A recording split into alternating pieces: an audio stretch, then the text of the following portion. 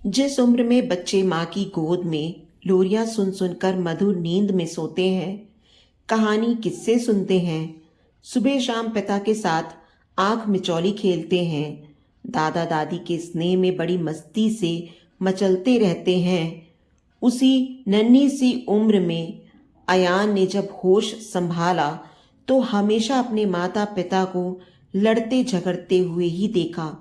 वह सदा सहमा सहमा रहता, इसलिए खाना खाना बंद कर देता। ऐसे में उसे मार पड़ती। माँ बाप दोनों का गुस्सा उसी पर उतरता। जब दादी अमान को बचाने आती तो उन्हें भी झिड़क कर भगा दिया जाता। माँ डपट कर कहती, आप हमारे बीच में मत बोला कीजिए, इससे तो बच्चा और भी बिगड़ जाएगा। आप ही के लाड ने तो इसका यह हाल किया है। फिर उसे आया के भरोसे छोड़कर माता पिता अपने अपने काम पर निकल जाते। अयान अपने को असुरक्षित महसूस करता। मन ही मन वह सुबकता रहता और जब वे सामने रहते तो डरा डरा रहता। परंतु उनके जाते ही अयान को चैन की सांस आती। चलो, दिन भर की तो छुट्टी मिली। आया घर के कामों में लगी रहती या फिर गपशप मारने बाहर गेट पर जा बैठती। अयान चुपचाप जाकर दादी की गोद में घुस कर बैठ जाता। तब कहीं जाकर उसका धड़कता दिल शांत होता। दादी के साथ उनकी थाली में से खाना उसे बहुत भाता था। वह शेर, भालू और राजा रानी के किस्से सुनाती रहती और वह ढेर सारा खाना खाता चला जाता। बीच बीच में अपनी जान बचाने को आया बुलाती। बाबा, तुम्हारा खाना रखा है, खा लो और सो जाओ, नहीं तो मेम साहब आकर तुम्हें मारेंगी और मुझे डांटेंगी। अयान को उसकी उबली हुई सब्जियां तथा लुगदी जैसे चावल जहर समान लगते। वह आया की बात बिल्कुल न सुनता और दादी से लिपट कर सो जाता। परंतु जैसे जैसे शाम निकट आने लगती, उसकी घबराहट बढ़ने लगती। वह चुपचाप आया के साथ आकर अपने कमरे में सहम कर बैठ जाता। घर में घुसते ही माँ उसे देख जल भुन जाती। अरे, इतना गंदा बैठा है, इतना इस पर खर्च करते हैं, नित नए कपड़े ला ला कर देते हैं, पर हमेशा गंदा रहना ही इसे अच्छा लगता है। ऐसे हाल में मेरी सहेलियां इसे देखेंगी तो मेरी तो नाक ही कट जाएगी। फिर आया को डांट पड़ती तो वह कहती, मैं क्या करूं, अयान मानता ही नहीं। फिर अयान को 2-4 थप्पड़ पड़ जाते। आया गुस्से में उसे घसीट कर स्नान घर ले जाती और गुस्से में नहलाती धुलाती। नन्हा सा अयान भी इन सब बातों का अभ्यस्त हो गया था। उस पर अब मारपीट का असर नहीं होता था।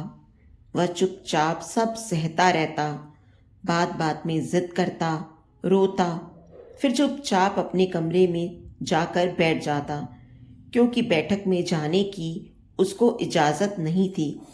पहली बात तो यह थी कि वहाँ सजावट की इतनी वस्तुएं थीं कि उनके टूटने फूटने का डर रहता, और दूसरे मेहमान भी आते ही रहते थे, उनके सामने जाने की उसे मनाही थी। जब माँ को पता चलता कि अयान दादी के पास चला गया है तो वे उनके पास लड़ने पहुंच जाती। माँ जी, आपके लाड प्यार ने ही इसे बिगाड़ रखा है, जिद्दी हो गया है, किसी की बात नहीं सुनता, इसका खाना पड़ा रहता है, खाता नहीं, आप इससे दूर ही रहें तो अच्छा है। सास समझाने की कोशिश करती, बहू, बच्चे तो फूल होते हैं, इन्हें तो जितने प्यार से सींचोगी उतने ही पनपेंगे, मारने पीटने से तो इनका विकास ही रुक जाएगा। तुम दिन भर काम काज में बाहर रहती हो तो मैं ही संभाल लेती हूँ, आखिर हमारा ही तो खून है, इकलौता पोता है, हमारा भी तो इस पर कुछ अधिकार है। कभी तो माँ चुप हो जाती और कभी दादी चुपचाप सब सुन लेती। पिताजी रात को देर से लड़खड़ाते हुए घर लौटते और फिर वही पति पत्नी की झड़प हो जाती। अयान डर के मारे बिस्तर में आंख बंद किए पड़ा रहता कि कहीं माता पिता के गुस्से की चपेट में वह भी ना आ जाए।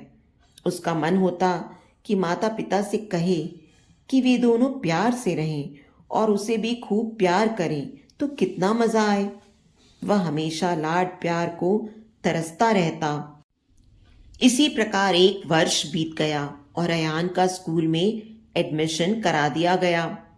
पहले तो वह स्कूल के नाम से ही बहुत डरा, मानो किसी जेल खाने में पकड़कर ले जाया जा रहा हो। परंतु एक दो दिन जाने के बाद ही उसे वहां बहुत आनंद आने लगा। घर से तैयार होकर टिफिन लेकर पिताजी उसे स्कूटर से स्कूल छोड़ने जाते। यह अयान के लिए नया अनुभव था। स्कूल में उसे हम उम्र बच्चों के साथ खेलने में आनंद आता। क्लास में तरह तरह के खिलौने खेलने को मिलते। टीचर भी कविता गाना सिखाती। उसमें भी अयान को आनंद आने लगा। दोपहर को आया लेने आ जाती और उसके मचलने पर टॉफी बिस्कुट इत्यादि दिला देती। घर जाकर खूब भूख लगती तो दादी के हाथ से खाना खाकर सो जाता। दिन तो आराम से कटने लगे, परंतु माता पिता की लड़ाई और मारपीट बढ़ने लगी। एक दिन रात में उनकी खूब जोर की लड़ाई होती रही। जब सुबह अयान उठा तो उसे आया से पता चला कि माँ नहीं है, आधी रात में ही घर छोड़कर कहीं चली गई हैं। पहले तो अयान ने राहत सी महसूस की कि चलो रोज की मारपीट और उनके कड़े अनुशासन से तो छुट्टी मिली। परंतु फिर उसे माँ की याद आने लगी और उसने रोना शुरू कर दिया। तभी पिताजी उठे और प्यार से उसे गोदी में बैठाकर धीरे धीरे फुसलाने लगे। हम अपने बेटे को चिड़ियाघर घुमाने ले जाएंगे, खूब सारी टॉफी, आइसक्रीम और खिलौने दिलाएंगे। पिता की कमजोरी का लाभ उठाकर अयान ने और जोरों से माँ माँ कहकर रोना शुरू कर दिया। उसे खातिर करवाने में बहुत मजा आ रहा था। सब उसे प्यार से समझा बुझा रहे थे। तब पिताजी उसे दादी के पास ले गए। बोले, माँ जी, अब इस बिन माँ के बच्चे को आप ही संभालिए।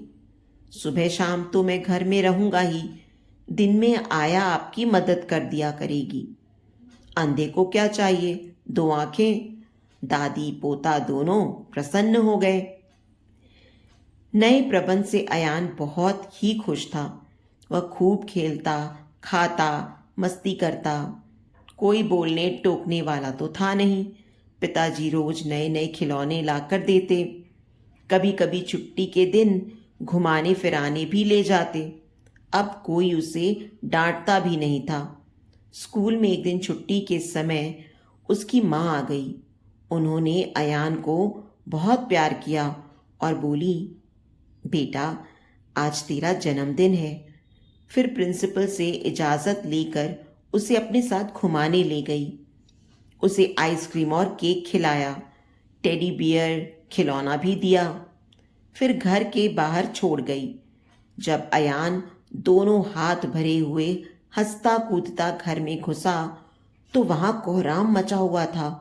आया को खूब डांट पड़ रही थी। पिताजी भी ऑफिस से आ गए थे। पुलिस में जाने की बात हो रही थी। यह सब देख अयान एकदम डर गया कि क्या हो गया। पिताजी ने गुस्से में आगे बढ़कर उसे 2-4 थप्पड़ जड़ दिए और गरज कर बोले, बोल बदमाश, कहाँ गया था? बिना हमसे पूछे उस डायन के साथ क्यों गया?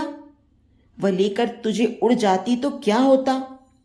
दादी ने उसे छुड़ाया और गोद में छिपा लिया। हाथ का सारा सामान गिरकर बिखर गया। जब खिलौना उठाने को वह बढ़ा तो पिता फिर गरजे, फेंक दो कूड़े में सब सामान, खबरदार जो इसे हाथ लगाया तो। वह भौचक्का सा खड़ा था। उसे कुछ समझ ही नहीं आ रहा था कि आखिर हुआ क्या। पिताजी इतने नाराज क्यों हैं? 2 दिनों बाद दादी ने रोते रोते उसका सामान और नए कपड़े अटैची में रखे। अयान ने सुना कि पिताजी के साथ वह दार्जिलिंग जा रहा है। वह रेल में बैठकर घूमने जा रहा था, इसलिए खूब खुश था। उसने दादी को समझाया, क्यों रोती हो? घूमने ही तो जा रहा हूं, 3-4 दिनों में लौट आऊंगा। दार्जिलिंग पहुंचकर अयान के पिता अपने मित्र रमेश के घर गए। दूसरे दिन उन्हीं के साथ वे एक स्कूल में गए। वहां अयान से कुछ सवाल पूछे गए और टेस्ट लिया गया। वह सब तो उसे आता ही था, झटपट सब बता दिया। तब वहां के एक रोबीले अंग्रेज ने उसकी पीठ थपथपाई और कहा, बहुत अच्छे, और टॉफी खाने को दी। परंतु अयान को वहां कुछ अच्छा नहीं लग रहा था। वह घर चलने की जिद करने लगा। उसे महसूस हुआ कि यहां जरूर कुछ साजिश चल रही है। उसके पिताजी कितनी देर तक न जाने क्या क्या कागजों पर लिखते रहे। फिर उन्होंने ढेर सारे रुपए निकाल कर दिए। तब एक व्यक्ति ने उन्हें स्कूल और हॉस्टल घुमाकर दिखाया, पर अयान का दिल वहां घबरा रहा था। उसका मन आशंकित हो उठा कि जरूर कोई गड़बड़ है।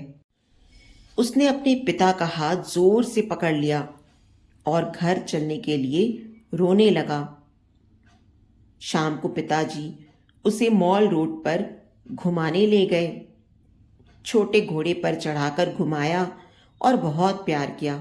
फिर वहीं बेंच पर बैठकर उसे खूब समझाते रहे, बेटा, तुम्हारी माँ वही कहानी वाली राक्षसी है जो बच्चों का खून पी जाती है, हाथ पैर तोड़कर मार डालती है। इसीलिए तो हम लोगों ने उसे घर से निकाल दिया है। उस दिन वह स्कूल से जब तुम्हें उड़ाकर ले गई थी, तब हम सब परेशान हो गए थे। इसलिए वह यदि आए भी तो कभी भूल कर भी उसके साथ मत जाना। ऊपर से देखने में वह सुंदर लगती है, पर अकेले में राक्षसी बन जाती है। अयान डर से कांपने लगा। बोला, पिताजी, मैं अब कभी उनके साथ नहीं जाऊंगा। दूसरे दिन सवेरे 8 बजे ही पिताजी उसे बड़े से गेट वाले जेल खाने जैसे हॉस्टल में छोड़कर चले गए।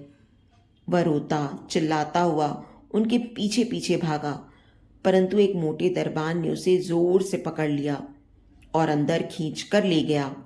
वहां एक बूढ़ी औरत बैठी थी। उसने उसे गोदी में बैठाकर प्यार से चुप कराया, बहुत सारे बच्चों को बुलाकर मिलाया। देखो, तुम्हारे इतने सारे साथी हैं, इनके साथ रहो। अब इसी को अपना घर समझो। माता पिता नहीं है तो क्या हुआ, हम यहां तुम्हारी देखभाल करने को है ना। अयान चुप हो गया। उसका दिल जोर जोर से धड़क रहा था। फिर उसे उसका बिस्तर दिखाया गया। सारा सामान अटैची से निकालकर एक छोटी सी अलमारी में रख दिया गया। उसी कमरे में बहुत सारे बेड पास पास लगे थे। बहुत सारे उसी की उम्र के बच्चे स्कूल जाने को तैयार हो रहे थे। उसे भी एक आया ने मदद कर तैयार कर दिया।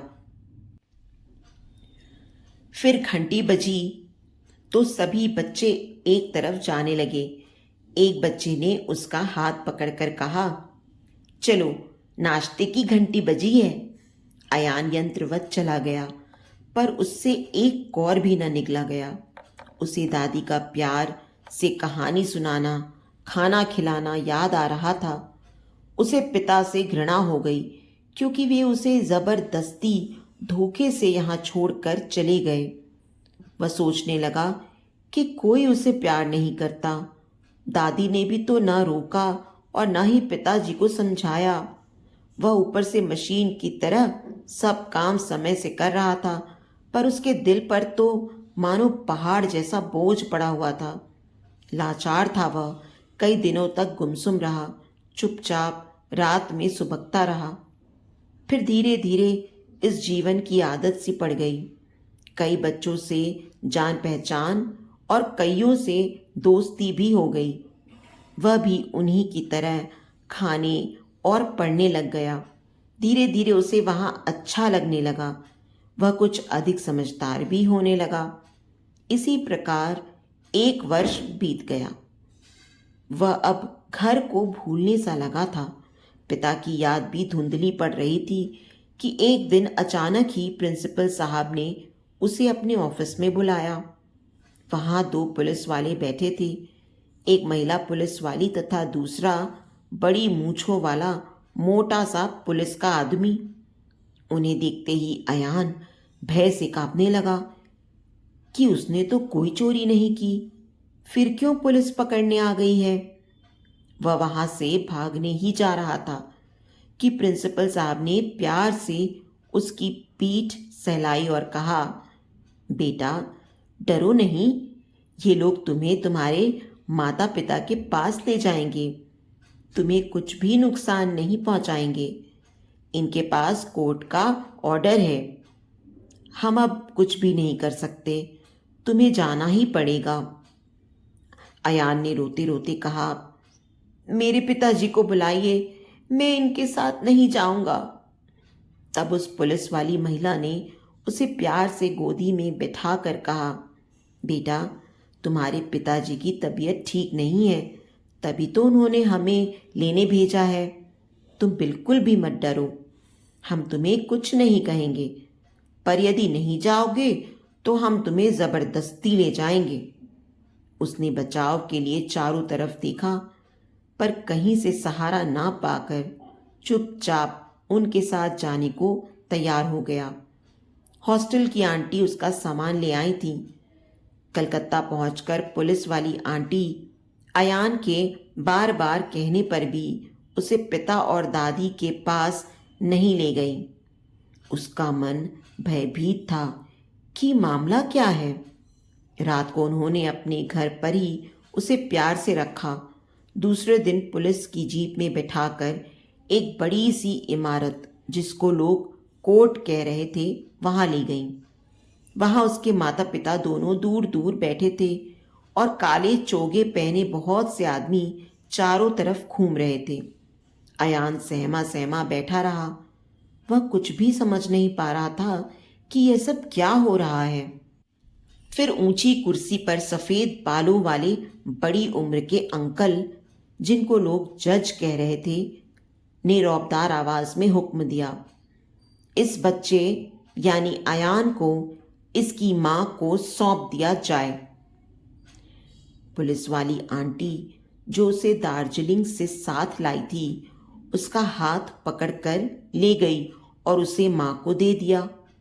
मां ने तुरंत उसे गोद में उठाया और प्यार करने लगी। पहले तो उनका प्यार भरा स्पर्श अयान को बहुत ही भाया, परंतु तुरंत ही उसे पिता की राक्षसी वाली बात याद आ गई। तब उसे सचमुच ही लगने लगा कि माँ जरूर ही एक राक्षसी है। अभी तो चख रही है, फिर अकेले में उसे खा जाएगी। वह घबरा कर चीख चीख कर रोने लगा, मैं इसके साथ नहीं रहूंगा, ये मुझे मार डालेगी। मुझे पिताजी और दादी के साथ अपने घर जाना है, छोड़ दो मुझे, छोड़ो। ये कहते कहते डर से वह बेहोश हो गया। जब उसके पिता उसे लेने को आगे बढ़े तो उन्हें पुलिस ने रोक दिया। कोर्ट के फैसले के विरुद्ध आप बच्चे को नहीं ले जा सकते, इसे हाथ भी न लगाएं। तब पिता ने गरज कर कहा, यह अन्याय है, बच्चे पर अत्याचार है। आप लोग देख रहे हैं कि बच्चा अपनी मां के पास नहीं जाना चाहता, रो रो कर बेचारा अचेत हो गया है। आप लोग ऐसे नहीं मानेंगे तो मैं उच्च न्यायालय में याचिका दायर करूंगा। बच्चा मुझे ही मिलना चाहिए। जज साहब ने नया फैसला सुनाया, जब तक उच्च न्यायालय का फैसला नहीं होता है तब तक बच्चा पुलिस की संरक्षण में ही रहेगा। 4 वर्ष का बेचारा अयान अकेला, घर वालों से दूर, अलग एक नए वातावरण में, चारों तरफ पुलिस वालों के बीच भयभीत सहमा सहमा रह रहा था। उसे वहां किसी प्रकार की तकलीफ नहीं थी। खाने को मिलता पर कुछ खाया ही न जाता। टीवी जिसे देखने को पहले वह सदा तरसता रहता था, वहां देखने को मिलता, पर कुछ भी देखने का जी ही न चाहता। उसे दुनिया में सबसे घृणा हो गई। वह जीना नहीं चाहता था। उसने कई बार वहां से भागने का प्रयत्न भी किया, पर बार बार पकड़ लिया गया।